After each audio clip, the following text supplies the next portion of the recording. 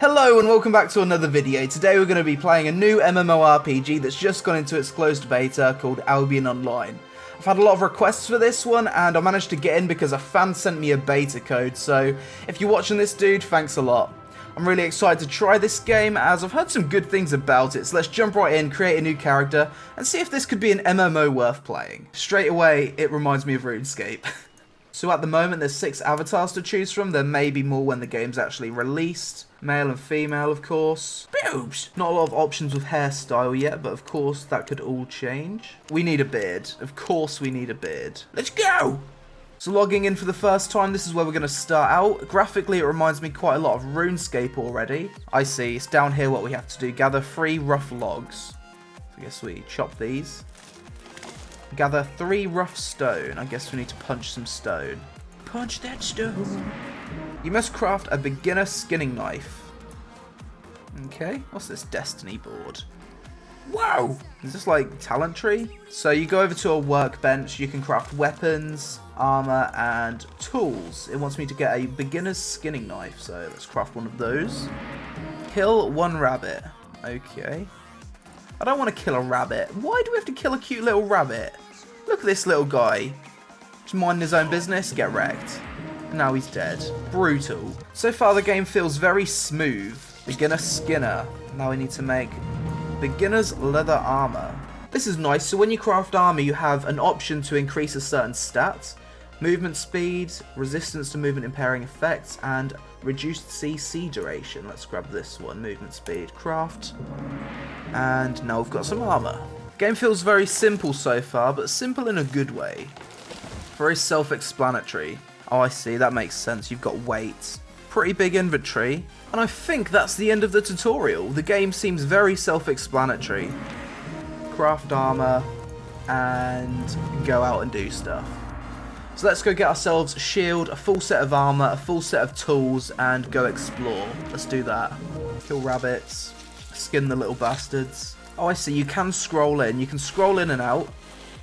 It's probably more efficient to play with it scrolled out, though. So we've got one of each beginner's gear. So this is the game's world map. Like, it seems pretty big. It'd be nice if you could scroll out a little bit more. Game seems pretty damn huge, from what I can tell. It'd be nice if there was a more practical way of viewing how big the map is, though. Oh, here are my abilities. What's this? Q. Q. Okay, and that does a big attack. D makes you immune to crowd control, so that's basically a trinket. F increases your run speed. Okay, and there seems to be a ranking board where players are ranked based on their fame. That's quite interesting. It kind of incentivizes players to no-life the game. Different guilds are given points. So this is the top guild, 0 quality. I'm going to farm you for your hide, fox. Okay, you get fame for doing this. I think this number here indicates what tier the crafting material is. Birch logs seem to be tier 2. Might as well grab a bunch of limestone. I guess we're going to need it for something. Crafting seems to be a really big aspect of this game from what I can tell. I'm just going around gathering and killing as much as I can. Trainee fighter, nice. This dude's got a mount. I wonder how you get mounts. We'll kill some of these thieves. There it is. Proficiency gained, trainee gatherer. Seems to be lots of farming in this game, that's for sure. Wow, this game already has gold sellers. Sad. Journeyman adventurer. Yeah, we did it. New avatar unlocked. Nice. Journeyman mounts. I can actually get mounts now. Yeah. I'm running really slowly because I've farmed everything in the world. Come on! So it's a good idea to keep an eye on your weight. If not, you run as slowly as I am now. Come on! 99 birch planks. Let's go. That's going to take some time. So really the game's actually very simple. Once you go to this first town, press M on your map. This will tell you where you can make certain resources. Here I can make planks. I can make stone blocks there. Weapons, archery stuff, magic stuff. That's where I smell ore, make cloth, hard leather. That looks like the auction house type thing. So it's very easily and clearly laid out. I wish I knew this when I first got to this area, but I didn't press M for some reason. That would have explained everything. It'd be nice if this game had some music. Oh, nice. This bag makes it so I can carry more stuff. That's handy. It looks like we're just having some kind of massive wood orgy. Farming cotton for days. Feels good, man. We're actually finding the ore I'm looking for. Fuck off, lads. Well, they just pissed on my potatoes, didn't they? It seems to be quite a grindy game, but I am enjoying it. Now we can craft some new armor. There we go. He's going to give me some royal sigils, tier 4, whatever they are. Complete. Awesome, we've done a quest. Mission has been finished. Happy days. Right, now I've got a bunch more weapons and armor. Let's equip this. Now I look way more like a warrior. Now I'm ready for combat. Okay, let's go to King's Market. This seems like another safe zone town. I think we've done pretty much everything in the starting town. Oh, what's this? A boar. This looks like a high-level monster. Let's fight the boar. Easy mode. Get wrecked, boar. Your health does automatically recharge out of combat. Quite slowly, though. Oh, what? We have different banks in different cities? It seems as though the players actually dictate what goes on these plots. Because this place is a cloth house, and it's for sale. So in this town, the owner of the plot of land can charge people for using their stuff. So to make a lot of money in this game, really you want to be buying stuff like this that people are going to be using. Oh wow, the shadows make a huge difference in this. The game does seem to have an active day-night cycle. Give me that Darude sandstone. This game is quite grindy, but I don't really mind that because it's a one-handed game essentially. It's not a very intense game to play, so it's quite chill. You can just buy the horse straight out. Right, I need to get rid of some of this gold. How do I sell my gold? 2,000 gold is worth a lot of silver. Okay, definitely, let's do that. Sell. Hell yes. Fucking hell, it's done. I've got 132,000 silver. Journeyman's riding horse. Buy. Complete. Journeyman's riding horse. Take item. Can I ride a horse now? Equip. Yes! We have a horse, boys! Wow! We got a horse! We got a horse! We got a horse! Oh, so good. I love having a horse. Right, now we're also going to buy an island. Purchase island. Let's go. Pay. Boom, we've got an island. Travel to your island. Yes. So this is my island. And I travel back and forth from the island by talking to this dude. And it looks like there's a bunch of locations I can go to, which is nice. It's a pretty barren island so far, but I'm sure we can fix it up a bit. Military houses. So I can build a house on my island. I can build workbenches, forges, farm stuff. I can build pretty much everything. Nice. Well, let's have this thing here be my house. Build. Hey, awesome, we got a house. That is so cool that you're allowed to have your own private island, though. Alright, let's go out and do some farming. Now I've got a horse. So it seems as though these different factions offer different types of quests. This one is crafting based. This one is killing mobs based. And this one seems to be just delivery, the royal stewards. It seems like you can only do one of these quests at once though, which is a bit of a pain in the balls. Sometimes it's a little bit hard to navigate with the map. It's not going too hot for me right now. Fuck this. Bail. Oh my god, I'm dying. I'm actually dying. I think I'm actually going to die. Yep, GG. Fuck me, dude. G fucking G. You can either die or get up. Well, that was stupid of me. Just run into a populated area, get up, and run. I see, these are like daily quests, and here you gain reputation. Not really a huge fan of the quests. They seem to be very boring, just kind of kill things and gather materials. Do you get any fame for doing this? Yes, you do. Adept Adventurer, nice. The combat's not amazing in this game, it's very simple. You only have a few buttons, but it works. I wouldn't really describe this game as being fun yet. I'd describe it as being addictive. It's a very addictive game. It's the kind of thing you would play and then ask yourself, why am I playing this? So I've played for 5 hours today. Wow. Just kind of lose time playing this. Definitely a good time sink game. So right now I'm trying to get a group for a dungeon or PvP. And not having much luck at the moment. Ah, someone wants to duel me. Okay, let's go. Fighting this dude. Why can't I attack him? Oh, I'm snared. Not looking too good for me. Okay. It'd be handy if this game had some kind of group finder. Because unless you're in a decent guild, you're not going to find a group for dungeons or anything. It seems like you need to get to about tier 4 or 5 before you can do anything in this game.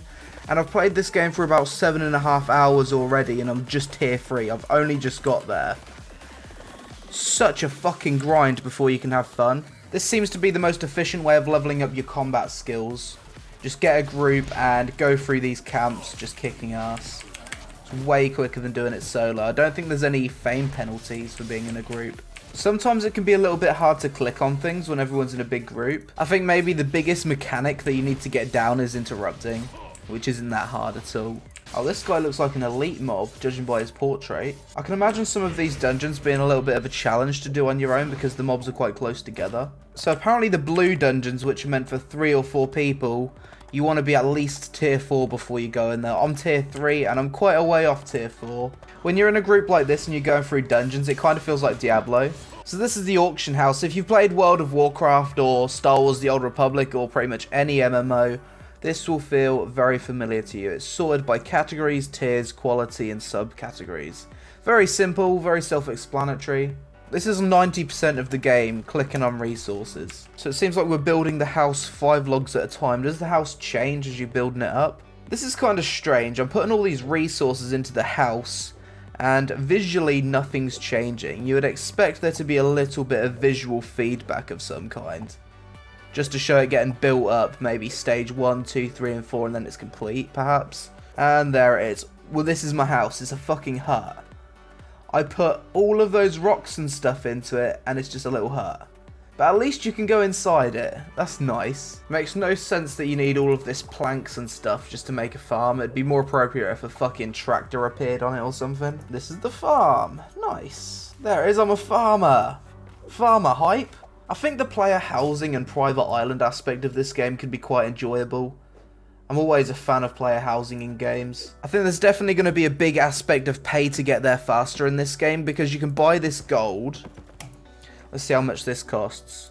And you can exchange this gold directly in game for a lot of silver. So for the price of about $25, you can essentially get 335,000 silver in this game, which is a lot. That's gonna buy you a lot of resources. I'd probably say that it's not pay to win, because you can feasibly gain this stuff pretty quickly by yourself. A house cannot contain higher tier furniture than itself. Well, that doesn't make sense. It'd be nice if the game fucking told me that before I bought the chest. Okay, so let's go explore the PvP in this game. So from what I've heard, when you die you actually lose your armor, very similar to Runescape. So I've only taken things that I'm willing to lose. Anybody for a little PvP? You'd think in this whole area someone would want to PvP. This is like a really populated city. It seems to be totally dead in this area. I wasn't expecting that. Come on, I just want to fight. Someone, anyone. Okay, you're entering a yellow PvP zone. Are you sure you wish to proceed? Yes. At least it gives me that warning. Fight me, bro. Come back. This guy's too fast for me. Fight me 1v1. How do you fight people when they're on their horses? They can just run away. There we go, we're attacking someone. Okay, fuck that. Okay, the guards are on me. How long are they going to chase me for? Okay, so it seems like you don't want to do that when you're at the city limits. We found a player. Found a player, boys. Jump on him. There we go. We're attacking him. Well, that's not good. I'm getting double teamed. Fail. What? I was knocked out? I just got one hit by him or something. That damage. There we go. We made it. We didn't lose our stuff. Hooray. You cannot enter a safe cluster whilst being hot in combat. Okay. Thanks, bro. Why aren't the guards helping me this time? Okay, let's get up. And fuck's sake, dude. Okay, I'm dead. The guy stood on top of me so I couldn't move. That was clever. So, spawn at the nearest city, and we're naked. GG. Wow, you even lose your horse? You lose everything if you die. Brutal. So I think I've explored enough of Albion Online to have got a decent enough first impressions of the game. Obviously, I can't cover the guild versus guild combat because my tier's too low and they won't accept me. And I can't do the blue dungeons or the raids either because, for the same reason, I just can't get into it because you need to be about tier 4 or 5 to be accepted on that kind of thing. And I'm tier 3 and I've put about 10 hours into the game so far. So that kind of thing is just beyond the scope of a first impression. So as always with this series, we're going to talk about the pros and the cons, the good things and the bad things, starting with the pros. The game has a constant sense of progression, which means you always feel like there's something to be getting on with when you log in. The way you gain access to better skills, weapons and armor feels very intuitive, and doesn't need a whole lot of explaining. Everything just makes sense. The game runs really smoothly and shouldn't require an amazing PC to run. It's a highly addictive game due to the constant sense of progression. It's weird, progressing your skills isn't particularly fun, but it'll certainly keep you coming back and playing for a long time. I put in about 10 hours into this first impressions, which is much longer than some of my other ones. Albion Online will be truly cross-platform and will be available on Windows, Mac, Linux, iOS and Android, with all players on one master server. There's a big focus on multiplayer content, 3 to 5 player dungeons, guild vs guild combat to take over territories and raiding. The world seems to be really large and the loading screens between the zones are really short. Albion Online has classless combat, so anyone can change from being a DPS warrior, a tank, a healer, or even a mage based on what armor they're wearing. So now we're going to talk about the cons. The character creation feels rather limited. There's not many customization options, although this doesn't really matter too much since you will be wearing armor most of the time. You can only accept one quest at a time. This is kind of annoying as you have to go back and forth a lot rather than working on several quests at once. The game can be really grindy at times, although it doesn't feel quite as grindy as similar games such as Runescape. Finding players to group with can be a nightmare if you're not in a decent guild because there's no group finder. Instead, you need to spam the global chat, which is often flooded by gold sellers and kids trolling. There doesn't seem to be any zone ambience or music when you're out in the world. The game is still in beta, so maybe this is something they'll add later down the line. There's no windowed borderless mode. This is just a small thing, but it's annoying for people with extra monitors. It doesn't seem like a game you'll enjoy much as a solo player, due to how pretty much everything except solo dungeons focuses on being in a group. The combat doesn't have much depth. Obviously, this is to be expected with the game being cross-platform on tablets. In terms of business model, Albion Online is going to be a free-to-play game. It's not pay to win, but it's certainly pay to get there much faster. If you really wanted to get geared up fast, you could buy gold with real money, then convert that gold in-game for hundreds of thousands of silver, and use that to buy all the resources you need to unlock high tiers of armor fast. Although you'd still need to grind out creature killing to be able to use it. Overall, Albion Online seems like a decent game to relax with from time to time, and could be a good alternative to Runescape. You'll need to do a lot of grinding to really get far in this game, but once you've got to a high enough tier of gear, you can look forward to guild vs guild combat, raiding and dungeons. If you're a PC gamer, you'll probably feel like the game lacks a bit of depth, and once the grinding starts to get on your nerves, you could be compelled to spend some real money to speed things up. Graphically, the game looks nice by tablet standards, but not great by PC standards. To conclude, I think Albion Online is a game you'll enjoy if you have a tablet and a group of friends to play with. However, if you're a PC gamer looking for an MMORPG with tons of depth and immersion, then this isn't it. Although you could still find some enjoyment from the constant sense of progression. So that's it for this video, guys. I hope I gave you a bit of an insight into what to expect from Albion Online. And if you've had the chance to play the game, then let me know what you think of it so far in the comments below. Additionally, if you're new to the channel, then check out some of my other first impressions, which mostly consist of MMOs. You can find them all in one big playlist on my channel, and maybe subscribe if you like what you see. Hope you enjoyed the video, you take it easy, and I'll see you again really soon. Just common sense things they always get wrong. Let's just make the shittest fucking combat experience we possibly can. Because gameplay doesn't matter, it's all about those sweet, sweet graphics. Fuck you.